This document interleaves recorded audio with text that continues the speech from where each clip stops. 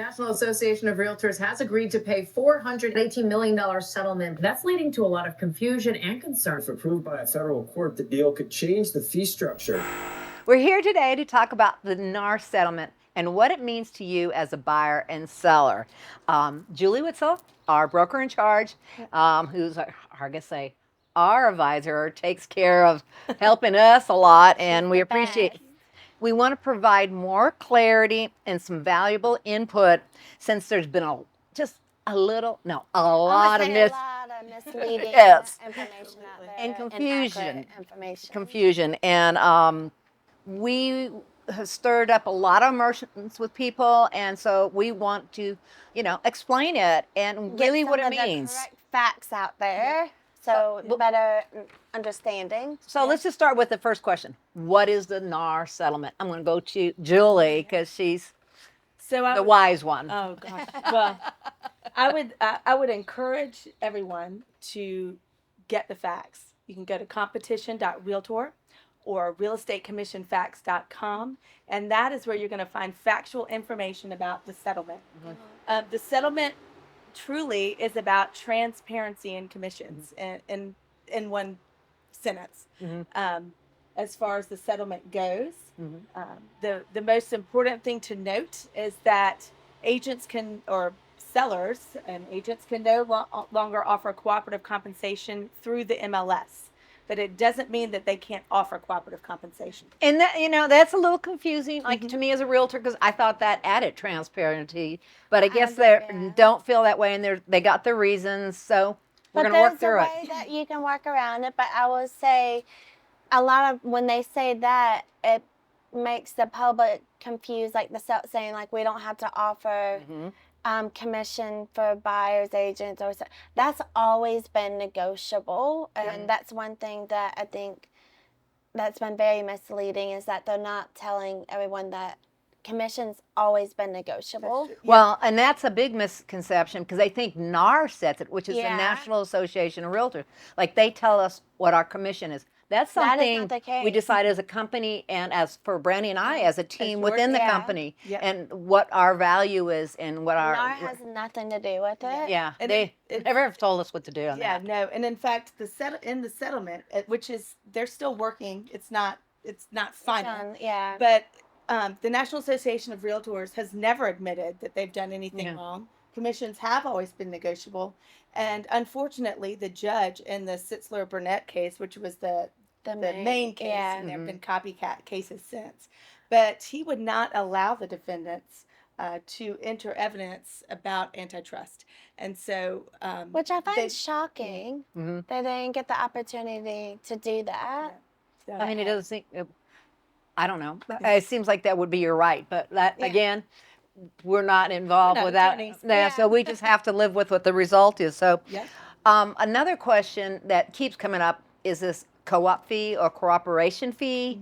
Let's kind of explain that, because maybe some people, when they're buying a home, don't really, they're more excited about buying the home, and even though it might have been discussed with them, let's explain the definition what a CoOp fee is. So that is a commission being offered by the listing broker to the buyer's broker's company on a successful sale or lease transaction. Yep. And you have those conversations. Y'all have always been very good at listings, working with your sellers. So you have those conversations, not only with your buyers when you're working with them, but with your sellers, and you discuss that cooperation. Well, I could just talk about like last night, and I haven't had too many people ask about this, buyers or sellers yet. I think they're still, trying to soak it in. There is a few maybe that want to ask, but last night I was at a listing appointment, and so I kind of asked, have they heard about it? And so I explained what I knew, some of the changes. Well, first of all, the first reaction is, if I don't offer a CoOp fee to a buyer and another listing does, and they have to pay their agent, they're going to go see those homes first.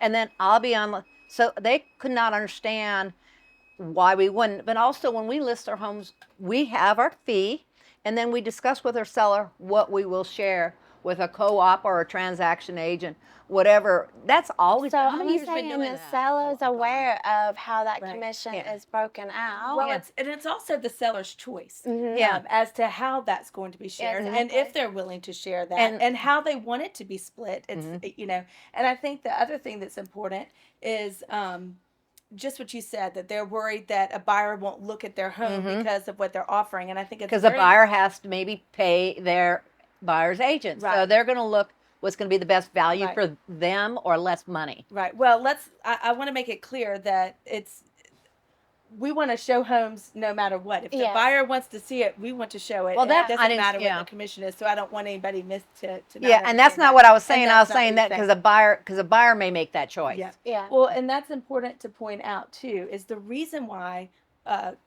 compensation is so important to cooperate with the buyer's brokerage is because there are a lot of buyers that don't have the extra money in their pocket to pay the fee for their buyer's agent, who does deserve, you know, Rep- to be Represented. Yeah. they Or deserve has- to be represented.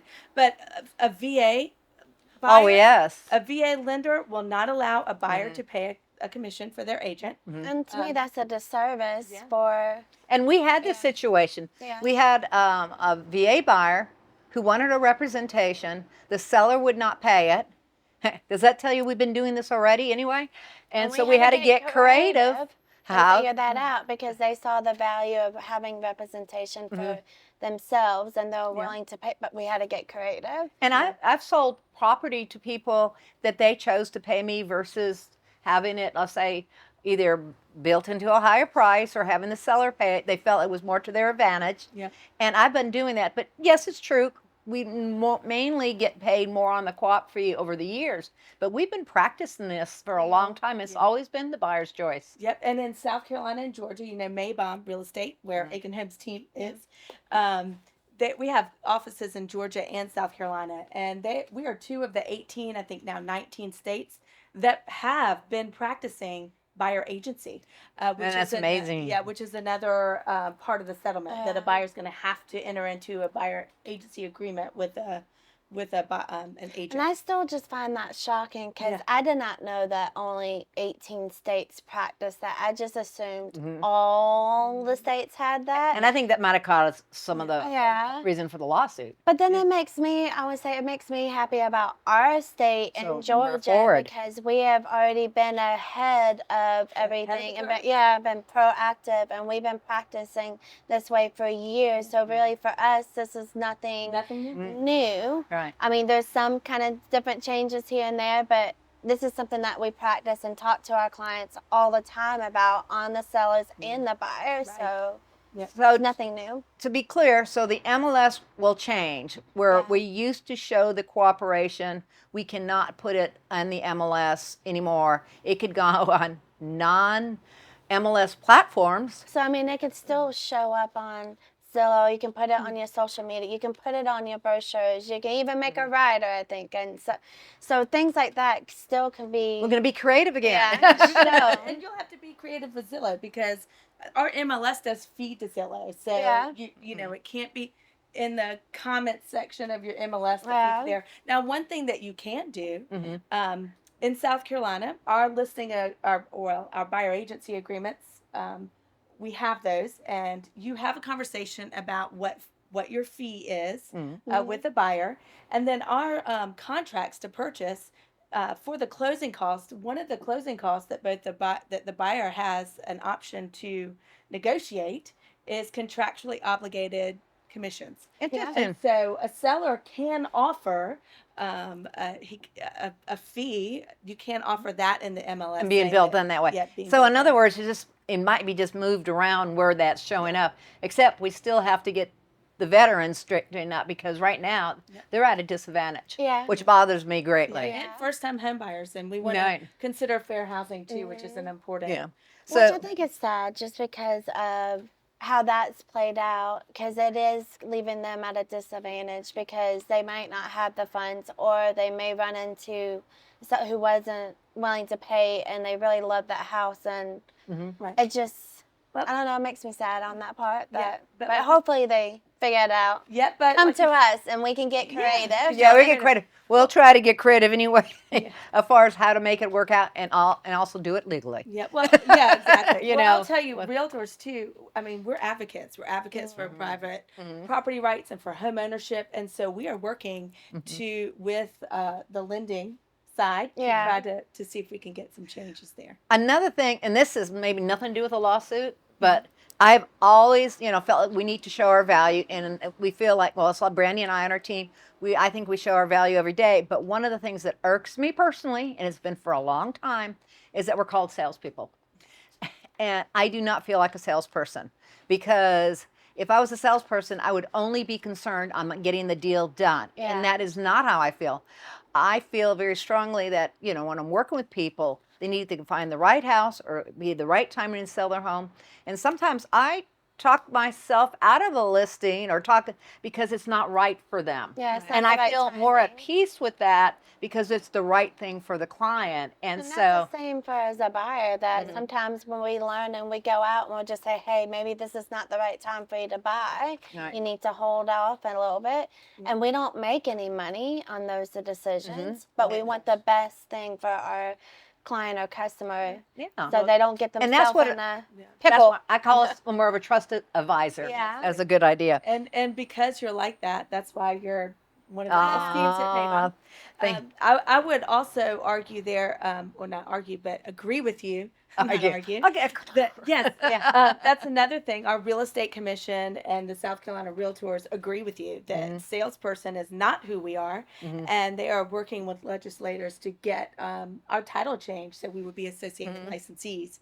Oh, that would be so nice. So Yeah. again, realtors do far more than just let Opening you the in the door, door. or put a sign in your yard. Yeah. We advocate for you, and we love our communities, and we are give to our trusted community. advisors. Yeah. We give to our communities, and we try to do the right thing for the community and for the clients. One of the things, it's important to find a realtor that's got experience and knowledge and understand what's going on, or even, this should have been before either, but you've got to make sure you got an experienced realtor that knows how to navigate, because sometimes getting a contract sometimes isn't so easy, but is the easy part. Keeping it all together is sometimes where the magic happens, because there's a lot of nuances and different things that happen, and a person with, I'll say, skills, like skills or knowledge of different ways to keep it together, as a realtor, you're going to have so much more success, and not that. I just can joke around with skills, but resources is a big thing, and I've seen this. And also, when you say sometimes we learn new things are changing. Oh, I this is learn changing. things every day Yeah. and stuff, but then it just keeps us on our toes and figuring out what we need to do to help better guide our clients. Absolutely, and I would say too, just because transparency was a big part of this, and communication, and I think it's so important that if you're working with a realtor, and you guys do this so well, is having those meaningful conversations with the buyers and the sellers. In South Carolina, it is the law that we have a conversation. Your first substantive contact, your first meaningful conversation about real estate, agency needs to be discussed. Buyers and sellers have a right to be represented, and they need to understand what those rights are. And we as agents need to be having those conversations with them, and which y'all We've do already very been well. doing. Yeah. So basically, first-time buyers, seasoned buyers, sellers, whatever, there's still lots of options. Many things I think are going to remain the same. I believe a lot of sellers will still consider the value of offering a CoOp fee. I mean, I've talked to some myself, and they're kind of like, I think it's really a good idea to continue this way, and actually it's their choice, but we've always had that discussion, so I want to mention that. Like we talked about, the buyer has the right to pay us as well if the seller is not willing, and we just need to figure it out and figure out the path that works for them. Right. I think it's important to note that NAR, in the settlement, their hope was to protect the members, the associations, and also to protect you, the consumers, to make sure that you do have choices, and nothing nothing about our exceptional service, about your exceptional value as agents, as realtors is changing. It's just we gotta find a way to pivot, and we'll do that. We do that I would say well. I think the only thing other than that was just more paperwork.